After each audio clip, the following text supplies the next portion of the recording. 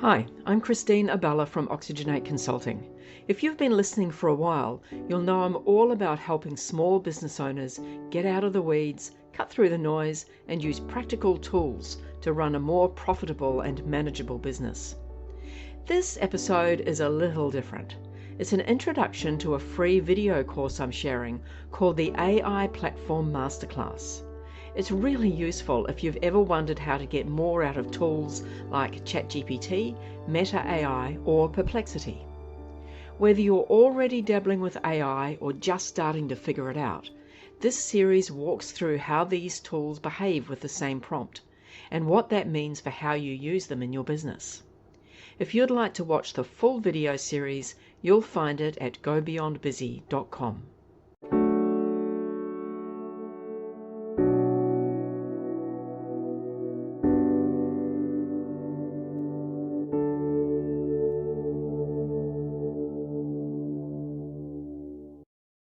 Welcome to the Deep Dive. This is where we take a whole stack of information, really break it down, and hopefully give you those aha moments that help you feel truly well-informed. Today, we are plunging into the really fascinating and frankly fast-moving world of AI chatbots. We've got a ton of insights here drawn from a pretty comprehensive 21-part video course. It's called the AI Platform Masterclass, and it does a great job comparing how different chatbots react to similar prompts, which can really help you figure out how to use them for different tasks. That's right. And what's really illuminating, I think, isn't just what these platforms can do, but how they do it differently. How they approach tasks. Understanding those nuances, it can genuinely change how you work with AI, make things much more efficient, more effective. So our mission today really is to highlight the unique strengths, maybe some surprising features of each one, so you can navigate this whole landscape with a bit more confidence. And like you said, this deep dive comes straight from that AI Platform Masterclass. It's a fantastic resource, and it's available totally free over at gobeyondbusy.com. Okay, sounds great. Let's kick things off with ChatGPT. We're looking at the latest model here. For anyone who's maybe started with just a rough idea and needed AI to help shape it, this platform seems to offer a unique kind of back and forth and iterative process, taking an unstructured prompt and then step by step letting you refine it. Yeah, flexibility is the key word there. And what's particularly interesting, I find, is this canvas element. You'll see it on the left side of the interface usually. It lets you work with text independently, even while you're tweaking the main output on the right. It's not just a notes panel. It really changes how you iterate, letting you fine-tune things without losing your main train of thought. Almost like multitasking your draft. It's still rolling out, I should mention. But the plan is to have it available, at least on a limited basis, for free accounts too. So if I'm constantly tweaking things, how much control does it actually give me without starting over? Are we just talking prompts, or is it more built in? Oh, it's much more built in. And that's really the point. You don't even need a new prompt sometimes. There's a suggested edit panel you can access, lets you adjust things on the fly. Content length, maybe take 800 words down to a 300-word summary. Or change the reading level, add a final polish, even pop in some emojis if you need that tone, and it gets more granular too. Hover over a bit of text, and a little WYSIWYG editor pops up so you can easily bold, italicize, change font size right there in the output. It's about finding that, that sweet spot of control without endless reprompting. That is fascinating, and it's moving beyond just text, isn't it? Yeah. I'm curious about accessibility and other functions. Absolutely. The accessibility side is strong. You've got audio interaction on mobile. It's very real-time conversational, almost like talking to an assistant. And on desktop, there's a read aloud feature, so it can narrate the text back to you. Great for proofreading or multitasking. And then there's this whole concept of GPTs. Think of them as like mini apps or specialized AIs. You can find one for making mind maps or helping with code and just plug it into your ChatGPT experience. So connecting this to the bigger picture, ChatGPT is becoming this really adaptable hub, moving way beyond just basic text into a whole ecosystem of tasks. Okay, moving on from ChatGPT, let's dive into Meta AI. This one's an extension of Facebook, right? Built on open source programming. What jumped out at me right away was when we gave it that unstructured prompt, the word count was pretty different from ChatGPT, often shorter, actually. Yeah, and what's really interesting with Meta is its approach to editing, especially considering its open source roots. Unlike some others, its editing tools don't cost extra. That's a big deal for accessibility. The remix feature, usually at the top of a post, is quite powerful. You click remix, maybe specify you want a blog post format, choose some effects or tones, and then apply those changes. It's not just small tweaks. You can really reshape the content without starting from scratch, make sophisticated editing much more approachable for everyone. So you can just sort of flick between these different versions easily. Yeah. That sounds super efficient. And once you like it, getting the content out is that simple. Designed to be smooth, you've got the standard copy to clipboard option naturally. And when you paste it, say into Word or something, you choose keep the formatting, merge it, or just plain text. Full control. Plus, Meta AI keeps track of your revisions, so you can easily jump back to an earlier version if you need to. Really helpful for creative work. And a cool extra, they have these AI demos, experimental things, like you can generate little audio stories with AI voices and sounds. It's a neat touch. All right, next up, Perplexity AI. Maybe less known, but definitely powerful. Primarily for research, but it works as a chatbot too. Has free and paid versions. When we prompted it, it gave a clear step-by-step process, but like some others, the word count wasn't always exactly what we asked for. But Perplexity's real standout feature, its core identity, is transparency. Commitment to showing its work. At the bottom of the output, there's a rewriting tool. You can even pick between GPT-4 or Perplexity's own model, Sonar, for different results. But the absolute game changer is the sources. It gives you hyperlinked sources for everything it says, grouped at the top and also embedded right in the text. Hover over a sentence, see where it came from. Wow. So if your work relies on accuracy, on verifiable facts, this is huge. It really shifts how you think about AI-generated information. That level of transparency is incredibly helpful. Can you do anything with those sources? Yeah. Influence the output? You absolutely can. That's what makes it so powerful. You can look at the list of sources it used. If you see one that looks off or maybe isn't quite relevant, you can just remove it. Yep.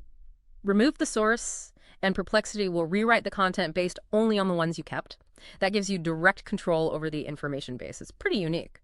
Plus, other handy features like searching for related images, uploading your own documents for it to analyze, and setting a specific focus right at the start, like academic or YouTube, to get more targeted results. Precision and trust, that's the focus. Okay, shifting gears now to Google Gemini. Google's chatbot. Again, paid and free versions. Different engines too, right? Curl with Advanced and Flash. Exactly. Curl with Advanced is for the more complex, nuanced stuff. Flash is designed for speed, quick answers. Like the others, it gives you step-by-step guides, article content. And yeah, we also saw it sometimes came in under the requested word count. But what's really impressive with Gemini is its set of revision tools, all accessible without needing a fresh prompt. You can click Show Drafts, boom, 3 different versions of the same answer instantly. Yeah. Or regenerate completely new ones. And below the output, there's a Modify Response panel. Super useful. Make it shorter, longer, simpler. Switch the tone between casual or professional. Just clicks. So thinking bigger picture, Gemini feels engineered for really fast iteration, getting to the output you want quickly, especially if you're playing with different styles. And it feels very Google, doesn't it? Like deeply tied into their ecosystem. Yeah. If I'm already using Docs and Gmail all day, how well does it fit? It's built for exactly that. Sure. Seamless integration is the goal. The main ways to get content out are centered on Google's free tools. You can draft an email directly in Gmail, export straight to Google Docs, it saves right to your drive, or create a shareable public link for the document instantly. Right. So yeah, if you're already heavily invested in Google's tool, Gemini just slots right in. Very little friction. And another nice touch, really good audio interaction. You can listen to its answers and even speak your queries using your mic right from the desktop. Super convenient. Okay, last one on our list for today. Claude AI. Traditionally known for being strong on writing tasks, but it's been upgraded quite a bit. Offers different models, some really excelling at complex stuff, and the interface is different with these Claude artifacts, instructions on the left, output on the right. Exactly. And this points to a really key difference in its workflow philosophy. Claude doesn't really have those direct inline editing tools we saw in, say, ChatGPT or Gemini. Instead, every change you want means writing a new prompt. And each prompt generates a completely new artifact, a distinct version. You see these listed on the left. You can toggle between them. So it's all about prompt-driven refinement. It creates this really clear history of your iterations. Right. It's deliberate version control, basically. You always know how you got there. And when you're happy, you can download the artifact as a markdown file. It's a simple format that works nicely with Word, Google Docs, keeps things clean. So less direct manipulation, more iterative prompting for new versions. That's definitely a different approach. Yeah. What about its unique output capabilities? More than just text documents. Yeah, this is where Claude gets really interesting, I think. It's superpower, maybe, You can copy paste, download the markdown, sure, but you can also publish an artifact publicly with a link, then make it private again later if you need to. And other Claude users can actually remix your published artifact in their own accounts, kind of fosters collaboration. Hmm. But the really special thing about these artifacts available in free and paid versions is what they can be. It's not just text. We're talking code snippets, website designs like visual layouts, even interactive web elements, or visual guides like generating infographics or mind maps directly. Yeah. Its ability to move beyond just words into structured, visual, even interactive creations, it's really quite impressive. It's like an architect for different kinds of digital things. Okay, so that was a whirlwind tour. What does all this mean for you, the listener, trying to make sense of it all? We've looked at 5 really powerful AI chatbots: ChatGPT, Meta AI, Perplexity AI, Google Gemini, and Claude AI. And clearly, each one has its own personality, right? Its own strengths, ways of editing, ways of getting stuff out, direct edits, source checking, artifact buildings. It's a diverse toolkit. It really is. And understanding those unique qualities, that's the key to using them effectively.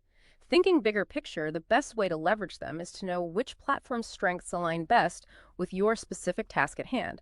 And just as an example of maybe more advanced use, imagine taking some important documents, feeding them to several of these chatbots with the same prompt, analyzing how each one tackles it differently, then taking those analyses and feeding them into a tool like, say, Google's Notebook LM. Notebook LM is really good at synthesizing information from multiple sources, doing that kind of meta-analysis. It helps you draw out deeper insights. So it really opens up possibilities for how you gather information, how you create things. The big question for you, listening, is how will you combine these tools to elevate your own work? That was genuinely insightful. A real deep dive into this AI chatbot world, and we've honestly just scratched the surface of what they can do.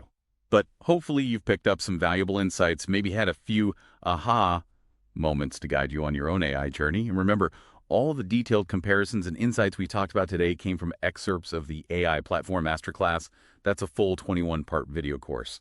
And the best part, it is completely free. You can find the whole course, plus detailed show notes for this deep dive, and loads more, just by visiting gobeyondbusy.com.